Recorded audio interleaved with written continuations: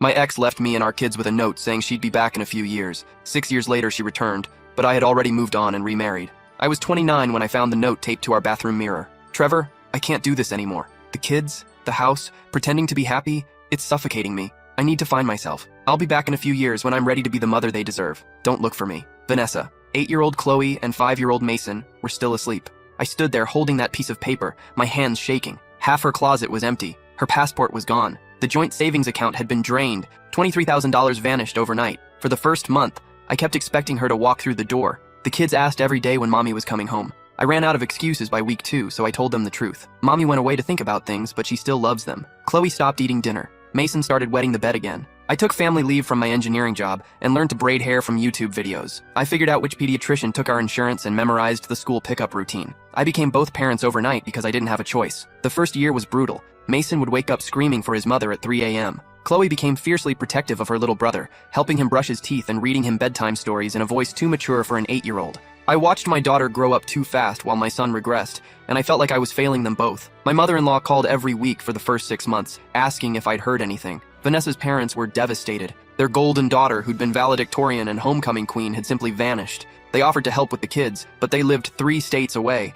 and honestly, seeing them was like looking at ghosts of what Vanessa might have been. I hired a private investigator after month 4. He found 1 credit card charge at a gas station in Colorado, then nothing. She'd either gone completely off-grid or was using cash and fake names. After spending $3,000 I didn't have, I gave up the search. By year 2, we'd found our rhythm. Chloe joined soccer and discovered she was fast, really fast. Mason learned to ride his bike and stopped asking when Mommy was coming home. I started taking them camping on weekends, something Vanessa had always refused to do because it was too messy. I learned that Chloe liked her sandwiches cut diagonally and that Mason was afraid of the dark, but too proud to admit it. I figured out that bedtime stories worked better when I did different voices for each character, and that Sunday morning pancakes could fix almost any problem. My friends from work tried to set me up on dates, but I wasn't ready. How do you explain to someone that your wife abandoned you and your children? How do you trust anyone after that? That's when I met Lauren at Mason's preschool. She was a teacher there, recently divorced, with a 6-year-old daughter named Iris. She had kind eyes and never made me feel like a failure when I showed up to pick up with my shirt on backwards or forgot it was picture day.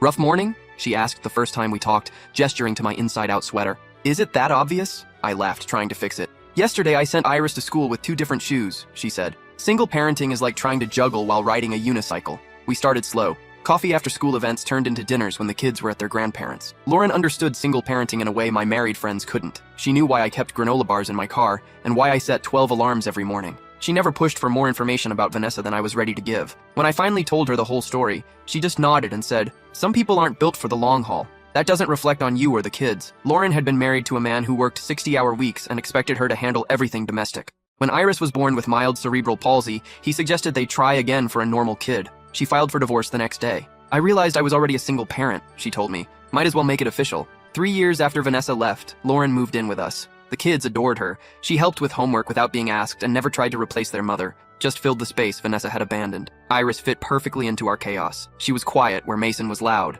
artistic where Chloe was athletic. The 3 kids became inseparable, building blanket forts and putting on elaborate plays in our living room. Lauren made our house feel like a home again. She painted the walls colors other than beige and hung pictures of our blended family everywhere. She taught Chloe how to French braid her own hair and showed Mason that cooking could be fun, not just a chore. We married last spring in our backyard. Chloe was my best woman, wearing a navy blue dress she'd picked out herself. Mason walked Lauren down the aisle, taking his job as ring bearer and protector very seriously. Even Vanessa's parents attended, which said everything about how they felt about their daughter's choices. "She's good for you," Vanessa's mother whispered to me during the reception, watching Lauren dance with all 3 kids. "The children are thriving." It was true. Chloe had made honor roll and was being scouted for the regional soccer team. Mason was reading above grade level and had stopped having nightmares months ago. Iris had integrated so seamlessly into our family that strangers assumed she was my biological daughter. For 2 years after our wedding, life was beautifully ordinary. School pickup, soccer practice, family movie nights. Lauren and I talked about having a baby together, but we weren't in any rush. Our family felt complete.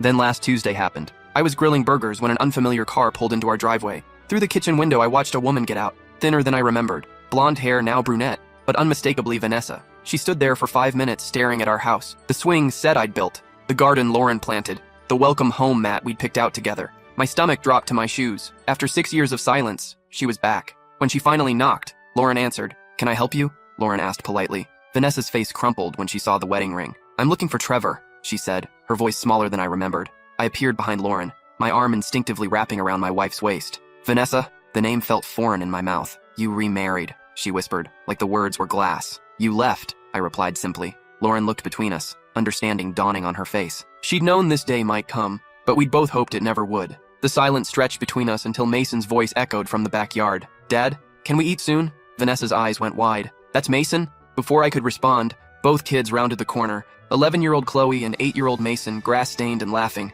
They stopped dead when they saw her. Chloe spoke first, her voice steady and cold. You're not supposed to be here. Vanessa dropped to her knees, tears streaming. Baby, I know I left, but I'm back now. I'm ready to be your mom again. You're not my mom, Chloe said quietly. Lauren is. Mason moved closer to his sister, confusion written across his face. He barely remembered Vanessa. She was more of a vague impression than a real person to him. That's when Vanessa pulled out the thick manila envelope from her purse. Actually, she said, her voice suddenly harder, I am, and I have legal papers that say I'm taking you both home with me. The blood drained from my face. What are you talking about? I never gave up my parental rights, Vanessa said, standing and brushing dirt off her knees. I've been clean and sober for 2 years. I have a stable job and a nice apartment in Portland. I've been seeing a therapist who specializes in postpartum depression. That's what this was, Trevor. I was sick, and I needed time to get better. You abandoned us, I said, my voice rising. For 6 years. I left to get help, she corrected. The papers are all here. Medical records, employment verification, character references. I'm ready to be their mother now. Lauren's hand found mine, squeezing tightly.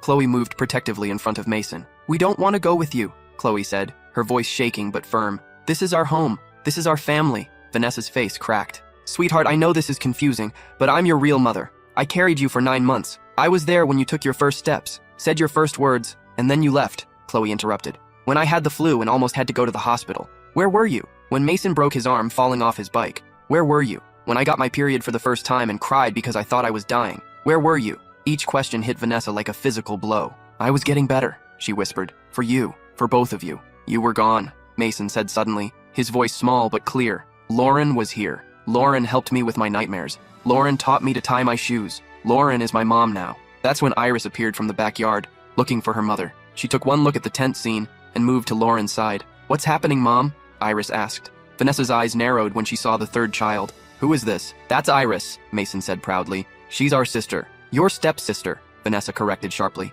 Our sister, Chloe repeated firmly. The distinction hit Vanessa hard. In her absence, we hadn't just moved on. We'd created an entirely new family unit, one that didn't include her. I need to speak with you privately, Vanessa said to me. This conversation is inappropriate in front of the children. Lauren stepped forward. Actually, this conversation is inappropriate, period. If you have legal concerns, you should contact our attorney. Your attorney? Vanessa laughed bitterly. These are my children. I don't need permission to see my own kids. You do when you've been absent for 6 years, Lauren replied evenly.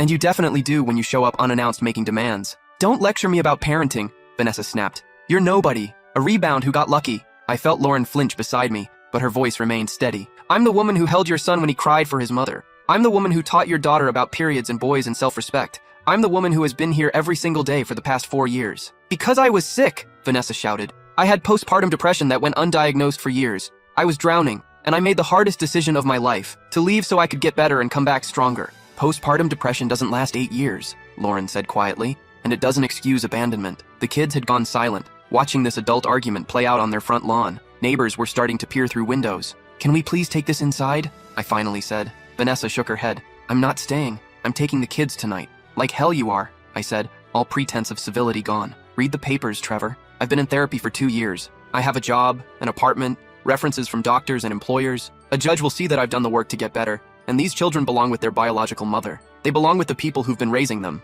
I said. People who didn't abandon them when things got hard. I didn't abandon them. I was protecting them from a mother who wasn't capable of caring for them properly. Would you have preferred I stayed and damaged them further? It was a fair point, and we both knew it. The Vanessa who'd left had been spiraling, sleeping until noon, forgetting to feed the kids, flying into rages over small things. I'd been working overtime to compensate, coming home to find the kids watching TV while their mother stared at the wall. But the alternative, leaving entirely, had damaged them too. You could have gotten help while staying, Lauren said. Therapy, medication, family support. You chose the nuclear option. I chose the only option I thought I had, Vanessa replied. And it worked. I'm better now. Are you? Chloe asked suddenly. Because you just showed up at our house after 6 years with no warning, demanding we come with you. That doesn't seem very better to me. Out of the mouths of babes. Vanessa's composure cracked. I know this isn't ideal, sweetheart. I should have called first, should have eased back into your lives. But when I saw the wedding announcement in the paper last year, and then found out about the new house, I panicked. I was afraid if I waited longer, I'd lose you forever. She'd been watching us. Somehow, that made everything worse. You lost us the day you left,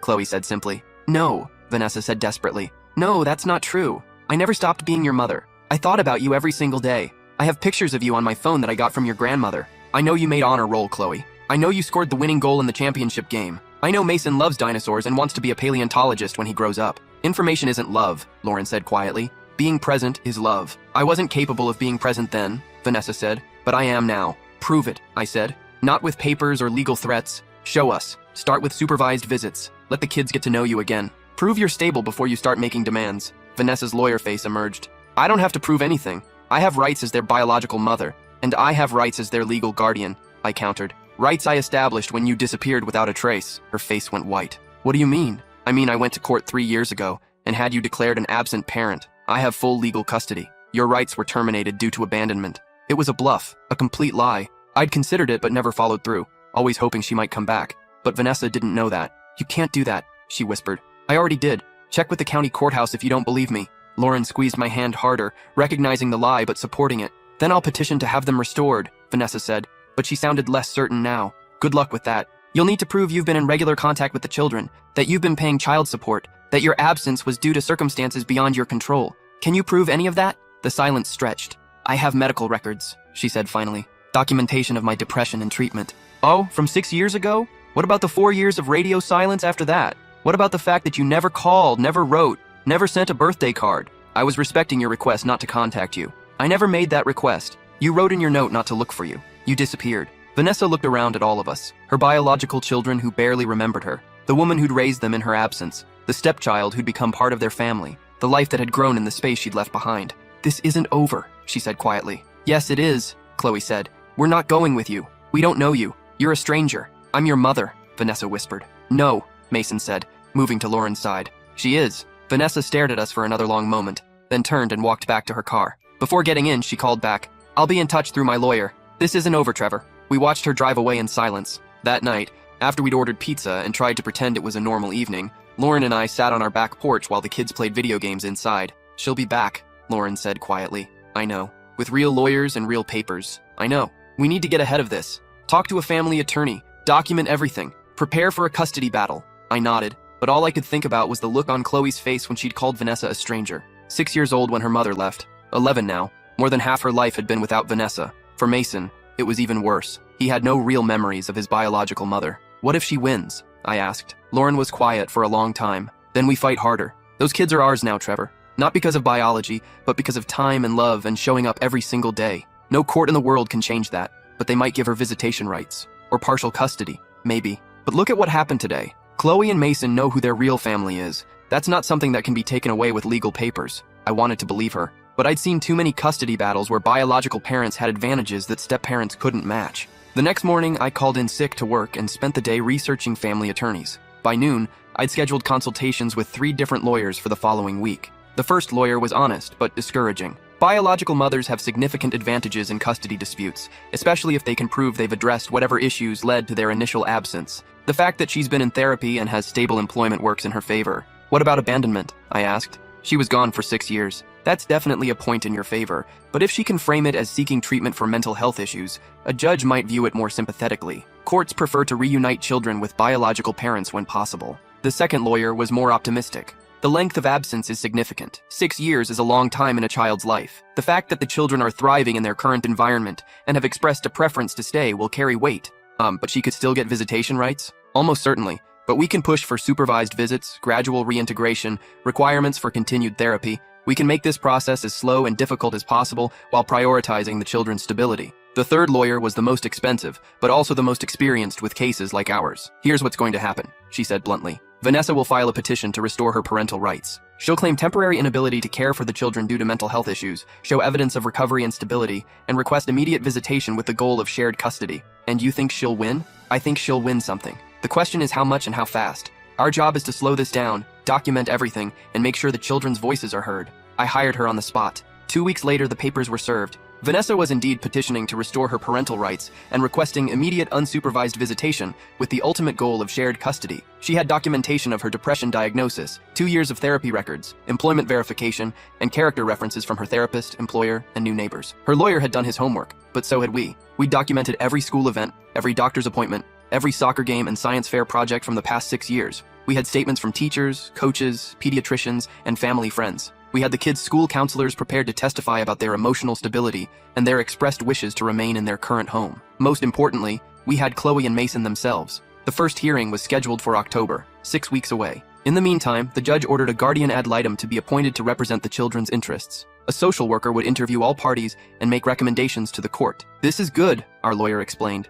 "Gals are trained to focus on what's best for the children, not what's legally convenient for adults. If the kids are clear about wanting to stay with you, that will carry significant weight." The guardian ad litem, Patricia Hoffman, turned out to be a kind woman in her 50s who specialized in high-conflict custody cases. She spent 2 hours at our house, observing the family dynamics, talking with all 3 kids, and interviewing Lauren and me separately. "How long have you considered Lauren to be your mother?" she asked Chloe during their private conversation. "Since I was 8, Chloe answered without hesitation. "When my bio mom left, Lauren came and made everything better. She helped me with my homework and taught me about girl stuff and came to all my soccer games. She never missed anything. And you, Mason? How do you feel about the possibility of spending time with Vanessa?" "I don't want to," Mason said firmly. "She's scary. She made Lauren sad, and she made Chloe mad. I don't remember her, but I remember being sad when she left. I don't want to be sad again." Patricia also interviewed Vanessa at her apartment in Portland. According to our lawyer, Vanessa had created what essentially amounted to a shrine to the children. Photos covering the walls, bedrooms decorated for kids who hadn't lived there, toys and clothes in the correct sizes. "It's simultaneously touching and concerning," our lawyer reported. "It shows she never stopped thinking about them, but it also suggests she's been living in a fantasy where their lives stopped when she left." The social worker's report was detailed and thorough. She noted the children's strong attachment to Lauren, their clear preference to remain in their current home, and their distress at the prospect of being forced to spend time with Vanessa. She also noted Vanessa's genuine remorse and her demonstrated commitment to recovery and stability. Her recommendation was a gradual reintegration plan, supervised visits for 6 months, followed by unsupervised day visits, with the possibility of overnight visits only after the children had established a relationship with Vanessa and felt comfortable with her. It was more contact than I wanted, but less than Vanessa was demanding. The first supervised visit was scheduled for a Saturday afternoon at a family therapy center. Vanessa would have 2 hours with the kids in a playroom while a social worker observed. Chloe refused to go. "You can't make me," she said, arms crossed in our kitchen. "I'm 11 years old. I know what I want, and I don't want to spend time with someone who abandoned me." "Sweetheart, the court ordered this," Lauren explained gently. "If we don't comply, it could hurt our case. Then let it hurt the case.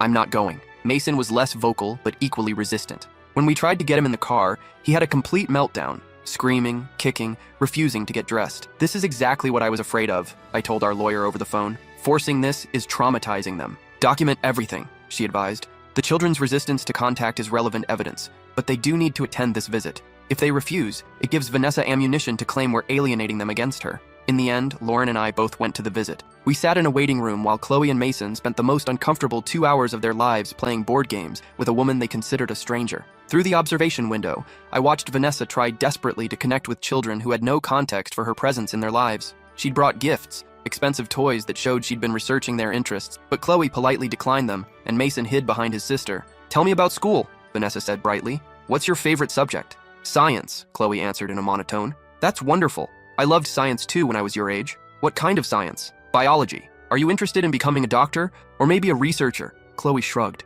The conversation continued like this for 2 hours, Vanessa asking increasingly desperate questions, while the kids gave one-word answers and counted down the minutes until they could leave. "How did it go?" the social worker asked afterward. "Fine," Chloe said politely. "Did you enjoy spending time with Vanessa?" "It was okay." But that night, Chloe crawled into bed with Lauren and me, something she hadn't done in years. "I don't want to go back," she whispered. "I know, baby," Lauren said, stroking her hair. "We're doing everything we can." The second visit went slightly better. Vanessa had adjusted her approach, focusing on activities rather than conversation. She brought art supplies, and Mason actually seemed to enjoy painting with her. Chloe remained polite but distant. "She's not evil," Chloe told me afterward. She doesn't feel like my mom. She feels like someone who used to know me but doesn't know me now." By the fourth visit, a routine had been established. The kids would go, spend 2 hours making polite conversation and doing supervised activities, then come home and need extra reassurance that they wouldn't be forced to leave us. "This is working," Vanessa told the social worker. "They're warming up to me. I think we're ready for unsupervised visits." "I disagree," our lawyer argued at the next hearing.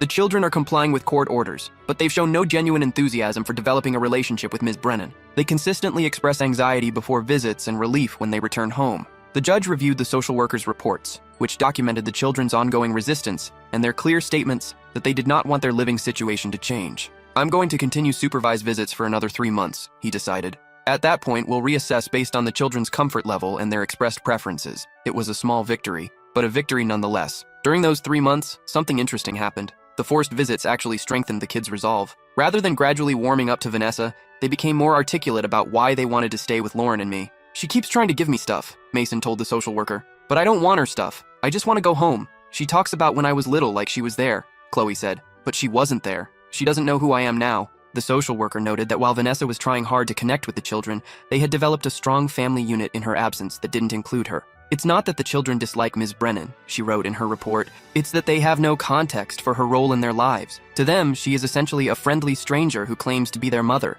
Meanwhile, our home life continued normally. Chloe made the all-star soccer team. Mason started taking piano lessons. Iris won the school art contest. We went camping, hosted sleepovers, and navigated the usual challenges of raising 3 kids. The contrast wasn't lost on anyone. At the next hearing, the judge asked to speak with Chloe and Mason privately in his chambers. They were gone for 30 minutes, and when they returned, both looked more confident than I'd seen them since this whole process started. "Your Honor," our lawyer said, "we'd like to request that the court consider the children's clearly expressed preferences and their demonstrated stability in their current home." "I've considered everything," the judge replied, "including the fact that Ms. Brennan has made significant efforts to address the issues that led to her initial absence from these children's lives." My heart sank. "However," he continued, "the children's welfare must be the primary consideration. After speaking with them privately, it's clear that they have formed strong attachments in their current home and that forcing them to develop a relationship with Ms. Brennan against their will would not serve their best interests." "Your Honor," Vanessa's lawyer interjected, "my client has constitutional rights as the biological mother, and those rights must be balanced against the children's well-being." The judge interrupted. "Ms. Brennan, you've worked hard to get your life on track, and I commend you for that. But 6 years is a significant portion of these children's lives. They've bonded with other caregivers and expressed a clear preference to remain in their current home." He paused, reviewing his notes. "I'm going to terminate the supervised visits. Ms. Brennan, you'll have the opportunity to send cards and letters to the children, which they can choose whether or not to read. If, when they reach the age of majority, they choose to develop a relationship with you, that will be their decision to make." Vanessa stood up abruptly. "This is wrong. They're my children." "No," the judge said firmly. "They were your children. You made the decision to leave them. Mr. Phillips and Ms. Chen made the decision to raise them. The children have made the decision about where they want to live. The court will respect that decision." I thought Vanessa might collapse. She looked around the courtroom wildly, as if searching for someone who would advocate for her. "You've poisoned them against me," she said to me. "I've protected them from abandonment," I replied. "There's a difference." The final papers were signed 3 weeks later. Lauren and I officially adopted Chloe and Mason, making our family legally complete. Vanessa's parental rights were permanently terminated. We never heard from her again directly. But Chloe gets a birthday card every year with a Portland postmark. She reads them now. She's 14 and curious about her biological mother, but she never responds. "Do you ever wonder what would have happened if she'd stayed?" Lauren asked me last month on our anniversary. "Sometimes," I admitted. "But then I look at our kids and I can't imagine them being any different than they are." Chloe is 15 now, captain of her soccer team and talking about college. Mason is 12, still dinosaur obsessed, and the most empathetic kid I know. Iris is 11 and planning to be either an artist or a veterinarian or possibly both. They're happy, healthy, well-adjusted kids who know they're loved unconditionally. Sometimes I wonder if Vanessa ever found the peace she was looking for when she left us. I hope she did. I hope she built a good life for herself in Portland, but I'm grateful every day that she left us to build ours without her. The note she left said she'd be back when she was ready to be the mother they deserved. What she didn't understand was that by the time she was ready, they already had the mother they deserved, and it wasn't her.